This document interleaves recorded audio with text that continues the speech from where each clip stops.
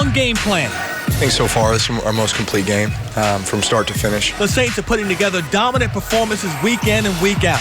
Now they get a chance to all but eliminate the defending champion Eagles. And it's Trey Burton who throws, caught, Foles, touchdown. We'll preview the black and gold strategy against a team eager to regain their dominant form from a year ago. Him not being the runner, I think, has hurt them offensively. Plus, Sean Vazan breaks down film of the unsung efforts that are sparking the offense's gashing run plays. And Chris Hagan takes a look around the NFL at who's hot and who's not heading into the home stretch of the season. From Fox 8 Sports, this is Game Plan. Sponsored by your Southern Quality Ford dealers. Home of the best-selling truck 41 years straight. 8 wins in a row, not too bad, but can the Saints make it 9 with the defending Super Bowl champs coming to town? Welcome to Game Plan with Juan Kincaid. I'm Sean Pazan. The gauntlet continues, and so far the Saints have been more than up to the challenge, and no one's expecting that to change anytime soon, especially with a very good Eagles team invading the Dome on Sunday. They're a prideful group. They know how to win. It's, you know, you look across the board, it's as good a front four as we'll play. And as a defense, man, they got a ton of playmakers over there. So we got our work cut out for us. We know the type of game it's going to be. We know they're coming in hungry for a win. So both teams have a lot to play for. The Saints' offensive line has taken a hit with Pro Bowl left tackle Teron Armstead now out with a pectoral injury. Citing a source, Sean Vazan's reporting that the injury could leave Armstead out of the lineup until the end of the month, missing the Saints' next 2 games and possibly returning for the November 29th game against them boys. Armstead suffered the injury in Sunday's win against the Bengals. Veteran guy, played a ton of football. He was starting left tackle here for a long time, right? So for him to step in, it's like, hey, you know, he's ready for that. We're used to that, and so we're ready to go. Of course, you'd love to have everybody healthy, but if they're not, then I'm confident in the guys who would step in and be able to do the job. And again, as a unit, you know, those guys are always working together, you know, and there's things you do from a game plan perspective, you know, as you think about, you know, who's going to be in what positions. And so confident that whoever we step out there with, it will be good to go. So next up, the Philadelphia Eagles, who have struggled in their Super Bowl title defense. It's a tough task, it no doubt is, but even at 4-5, the Saints are keenly aware of what the Eagles are capable of doing. The Philadelphia Eagles are an interesting team. They've been incredibly inconsistent despite being incredibly talented. Still, they present a lot of problems. Like you said, it starts with Carson Wentz. He's back. And despite their record, he's playing incredibly well. His problem is the lack of a running game. Still, through 7 games, he's completing 71% of his passes and has a 15-3 touchdown to interception ratio. His top target is tight end Zach Ertz, who has more receptions than any player in the league, not named Michael Thomas or Adam Thielen. He's very fluid. He's obviously a favorite target of the quarterback because he's open all the time. You know, so he's that hybrid type tight end receiver. He's got real good hips. He can get in and out of his cuts. He can leverage you on routes over the middle. You see him do a good job with the seams. I think he's a real natural receiver and has got all those traits that you might describe in a player, not at the same position, but the things that we saw when we had Lance Moore, you know, who seemed to always be open. Zach has those traits as a tight end. Defensively, the Eagles are a mixed bag. They rank 16th in yards allowed, 23rd against the pass. But on the flip side, they rank 7th in the league against the run and 6th in scoring, only allowing 20 points per contest. They've also done well rushing the passer. They have 26 sacks on the season. Michael Bennett leads the group with 5.5. You look across the board, it's as good a front four as we'll play. And as a defense, man, they got a ton of playmakers over there. So we got our work cut out for us. We know the type of game it's going to be. We know they're coming in hungry for a win. So both teams have a lot to play for. The Eagles are battling some injuries. Just last week, their best covered corner, Ronald Darby, tore his ACL, ending his season. Of course, what scares you the most about the Eagles right now, you know that at any time in this game, the light could go on for that football team and then look out. I'm sure Sean Payton will mention that many times this week, just like Eagles head coach Doug Peterson will remind his players that there's still a lot of football left to play, Sean. They've already turned the page from the Dallas loss, and the Eagle players know they are facing a significantly better offense this week in the Saints. That means their defense, which has played well most times this year, will be challenged. One of the leaders of that D is former Saint Malcolm Jenkins, and he believes the Eagles cannot afford to dwell on the past. You're not allowed to look at the big picture at this point in time. It's just taking pride in the work that you do every single day, whether it's your preparation, the way you practice. That's all we can afford to look at this point. There is no big picture. It's just one day at a time, taking pride in your work, and then we'll figure out the rest later. The Eagles haven't handled the first 9 weeks of their season very well, and based on what they have coming up, there are no guarantees they'll be any better over the final 7 weeks of the regular season either. Yeah, you know, we talk so much about the Saints' schedule post-bye, but the Eagles may have it actually worse. Oh, it is, Sean, it is. Their remaining opponents have a combined record of 40-23, which is the best winning percentage in the NFL. They'll face 4 division leaders in Washington twice, Houston and the LA Rams, and of course the Saints. It's a difficult road ahead for them, but they only got 4 wins right now. They got to get about 6 wins to make the playoffs. When you're the Super Bowl champ, everyone is gunning for you. Still to come on Game Plan, it's tape time. This installment, we dive deep on another significant trait Saints pass catchers possess. Stick around.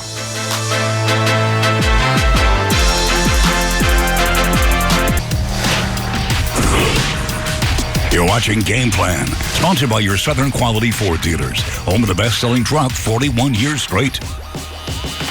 In the Saints offense, pass catchers are asked to do more than just simply catch the balls thrown their way. Yes, they must be willing to block as well, and this group is very willing, and it paid off in Cincinnati, as I discovered in my film study.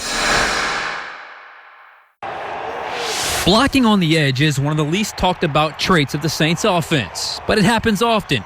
First quarter against the Bengals, first drive. Keep your eye on Michael Thomas. He knocks the defensive end off his feet, which gave Mark Ingram a nice path to gain 5 yards. Same drive now. Watch Austin Carr and Keith Kirkwood. Carr gets the initial block on the defensive end, while Kirkwood stymies the safety.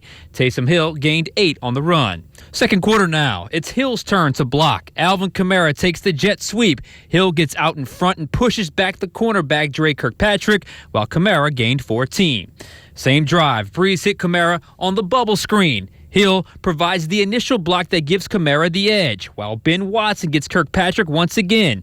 Kamara gained 13. And finally, with another Taysom Hill QB sweep, comes another set of seal blocks from Carr and Kirkwood. This time, Carr takes the defensive end, but Kirkwood gets the linebacker, Jordan Evans. Hill gains 7. As explosive as the Saints offense is, it wouldn't be that if everyone doesn't partake in blocking. Fortunately for the Saints, every player is willing to do that. Talk about being in sync. It's like the receivers are an extension of that Saints offensive line. But far too often, wide receiver Brandon Marshall will be called on to do some blocking as well. He's got the big body to do so. Marshall was signed by the Saints this week after they had to place Des Bryant on injured reserve with an Achilles injury. And Marshall, Sean Payton believes they're getting a physical receiver that's physical and proven, having caught nearly 1,000 balls, more than 12,000 yards receiving, and 83 touchdowns. With the Saints, Marshall shouldn't have a problem fitting in. Well, the one thing that you see is the size, and I think that's important because on third down, you talk about jump balls, back shoulder throws, and red zone. His ability to understand coverages, be able to get on the same page with Drew. You know, obviously the next question is, will he be available on Sunday versus the Eagles? And I think it will depend on how quick can he pick up the offense. I know they won't give him the full offense and expect him to know it by Sunday, but, you know, certain packages, that may be the case. The Saints are hoping that Marshall can help take some pressure off of Michael Thomas, who's probably going to be seeing some double teams very, very soon. I'm surprised that hasn't happened so far. Yeah, we'll see where Marshall settles in here. Can the Saints' offensive line keep up their dominance without Teron Armstead? And can Drew Brees outduel Carson Wentz? It's all a part of our State of the Saints conversation next.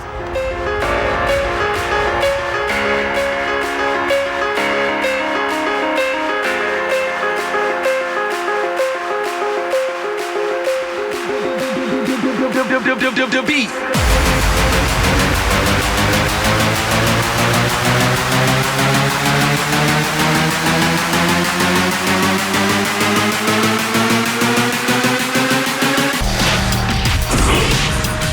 You're watching Game Plan, sponsored by your Southern Quality Ford dealers, home of the best-selling truck 41 years straight. They haven't had a lot of success running the football, and then they've been banged up. I think injuries has really decimated. I mean, their offensive line, right tackle banged up a little, Lane Johnson, and then Peters is playing hurt. Then you look at Carson is coming off of the quarterback is coming off of an ACL. They've lost Ajayi, their starting tailback. So just a lot of moving pieces. And that's just on the offensive side. Saints Hall of Famer Deuce McAllister will be with us once again Sunday morning at 10 a.m. to preview the game, and Sunday night at 10:30 to wrap it all up. Come Monday, his usual schedule, 8 a.m., 5 p.m., and 10:35 on the Black and Gold Review Show right here. All of that on Fox Saints. Joined now by Luke Johnson, Saints beat writer for the Times, Picayune and NOLA.com. And Luke, how much of a concern is there with the Saints inside their building that the Eagles may all of a sudden wake up and play like they did last year? I think there's a healthy concern, and that's why you've seen this Saints team be the team they are this year. They go into every Sunday expecting the best from their opponent, and they know that if the Eagles are on, they're a very difficult team to face.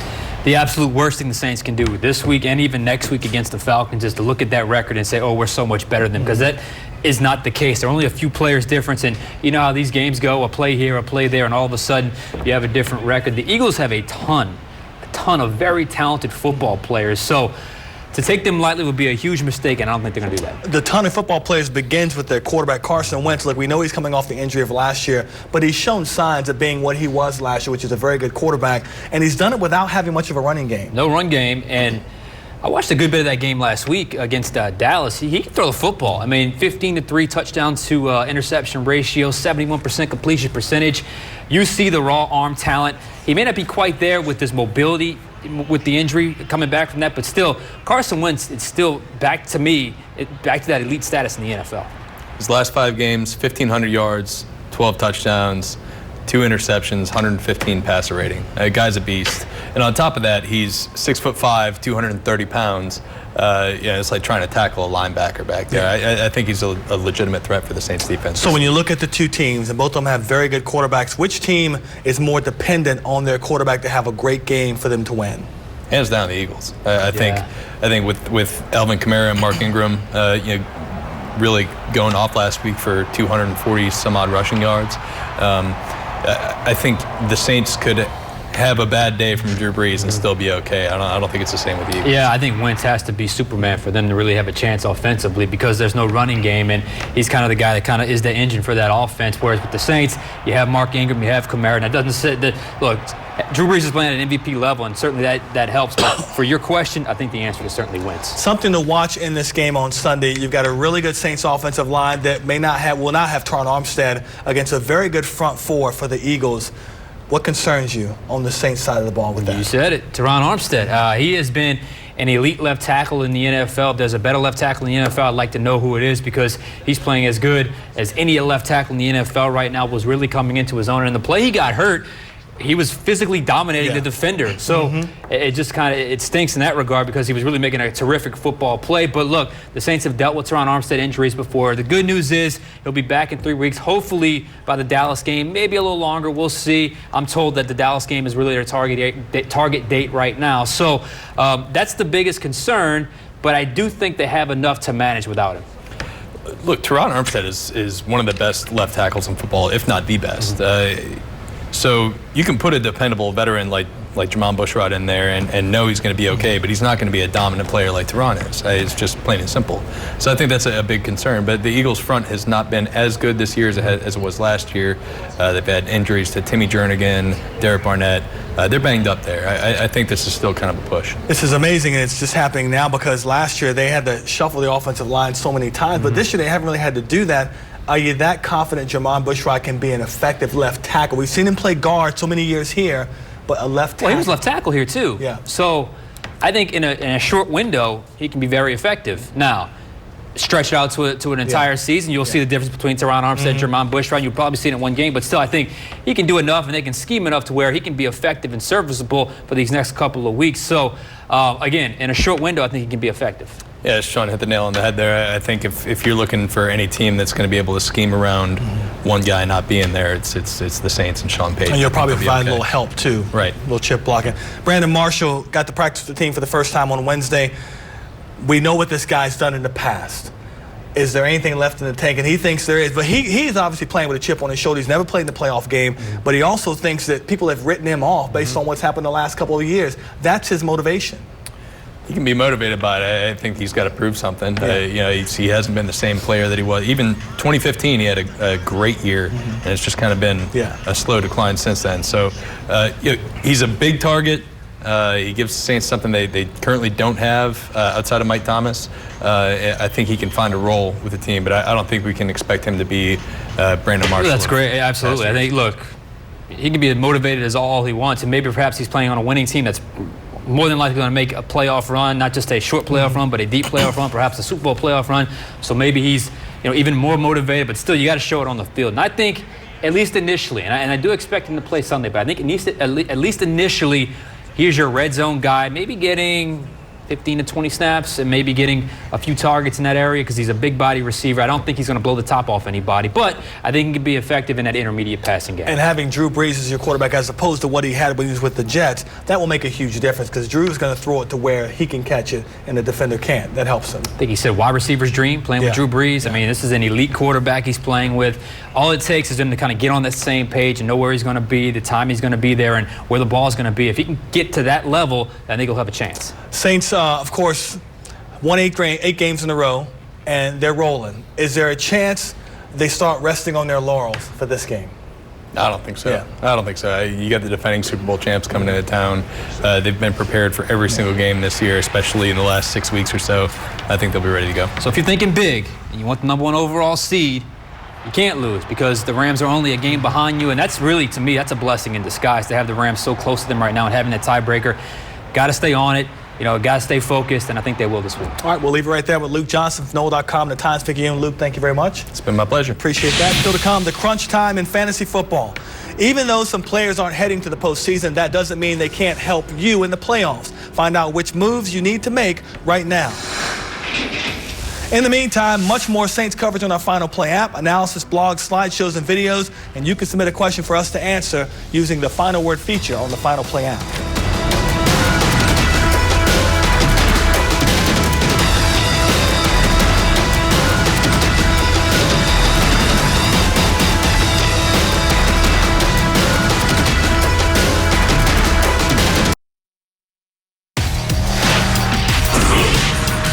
You're watching Game Plan, sponsored by your Southern Quality Ford dealers, home of the best-selling truck 41 years straight. If you're looking for a key to a Saints win on Sunday, look no further than their ability to slow down the Eagles' run game when they're rushing for more than 100 yards. The Eagles are 4-1 this season, but when they struggle to find holes or held under 100 yards rushing, they're winless. 0-4. For the record, the Saints have only allowed 2 teams to rush for more than 100 yards this season. 11 weeks into the regular season, and things are getting kind of tight in fantasy football leagues. You all right there, Juan? Yeah. I hope you're okay. But just like the Saints picking up Eli Apple, Des Bryant, and Brandon Marshall, there are still plenty of moves for you to make. Chris Hagan takes a look in this week's Extra Point. With just 3 weeks, 11, 12, and 13 before the playoffs start in most fantasy football leagues, there's little room for error, whether you're trying to get the top seed or just make the playoffs in general. There are also some tough buys over the next 2 weeks, including the Browns and Patriots this week, and next week, the Chiefs and Rams, which present some big roster holes. Starting with players I like over the next couple of weeks, at quarterback, Tennessee's Marcus Mariota. Finding the end zone in 3 straight games is a big improvement, and his next 3 games are against the Colts, Texans, and Jets, all defenses that he could continue to have success against. He's not a bad start if you're in a pinch. At running back, if Chris Carson remains out, the backfield duo of Rashad Penny and Mike Davis appears to be balanced and effective. Seattle's offensive line forces some quick passes from Russell Wilson, and both backs benefit. Back to the Titans, Corey Davis is a wide receiver that's worth grabbing off the waiver wire if he's available. If the offense is on, he's usually on as well. And again, the Titans' upcoming schedule is a favorable one. As for players that are probably already on rosters, there are several with their stock on the rise that you should consider starting or making a late trade for. Cowboys receiver Amari Cooper's made an immediate impact and caught 6 passes for 75 yards against the Eagles last week. He gets great separation on his routes and remains the lone, true deep threat on that roster. Speaking of guys that stretch the field, don't overlook Tyrell Williams with the Chargers. He's become their big shot guy, and his reception numbers continue to rise in an offense that's consistently performed at a high level. Williams benefits from Keenan Allen drawing extra coverage at times, and he's worth a flex start, especially over the next few weeks if you'll be missing Julian Edelman, Tyreek Hill, Brandon Cooks, Robert Woods, or Jarvis Landry on buys.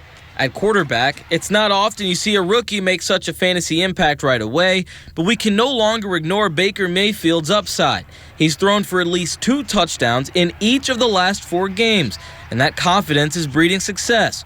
With Baker having Week 11 off, he might be floating on the wire and worth the roster spot for a week to pick up. But the biggest boomer this week was David Johnson with his first game above 75 yards rushing and receiving, which was a regular occurrence just 2 seasons ago. Given his draft position in the top 5, his output's still been disappointing, but with a change at coordinator and the Cardinals using him more in the passing game, he's more valuable than ever. Finally, there are also a few players on a few teams that can sabotage you. Beware of the Ravens offense. Even when they're performing well as a whole, which is rare, it's unpredictable who will be featured. Not one single running back, receiver, or tight end gets a high volume of touches, which makes them an unpredictable and dangerous fantasy football nightmare. I'd also try to avoid starting any Eagles not named Carson Wentz or Zach Ertz. Several others make plays, but in the red zone and on the crucial downs, Wentz is looking for his tight end first and foremost, and the others aren't seeing the high volume right now. Reporting for Game Plan, I'm Chris Hagan. Our coverage certainly doesn't stop here. Lots more football on Fox 8 this week. Tomorrow night, Packers and Seahawks. Thursday Night Football. Friday, we switch to the high school kids for Fox 8 Football Friday, 10:18. I get to be with you, Sean. And dude. Can't wait. Sunday morning, wake up with us on Fox 8 Live Tailgate at 10 a.m. Then at noon, check out the Saints' next 2 opponents, Cowboys and Falcons. Saints and Eagles, of course, kick off at 3:25 inside the Dome. Our reports begin on Fox 8 News at 9, leading up to the final play at 10:30. And after that, you can catch league-wide coverage of NFL Game Day Prime here on Fox Sports. Look at all that stuff. And of course, you can always get in touch with us using the Final Word feature on the Final Play app. That will do it for us. Thank you for watching Game Plan. Thanks to everyone here at Fox 8 for their contributions. Our next newscast is at 4:30 in the morning. Good night, everyone. Das Vidania. Oh. From Fox 8 Sports, this has been Game Plan, sponsored by your Southern Quality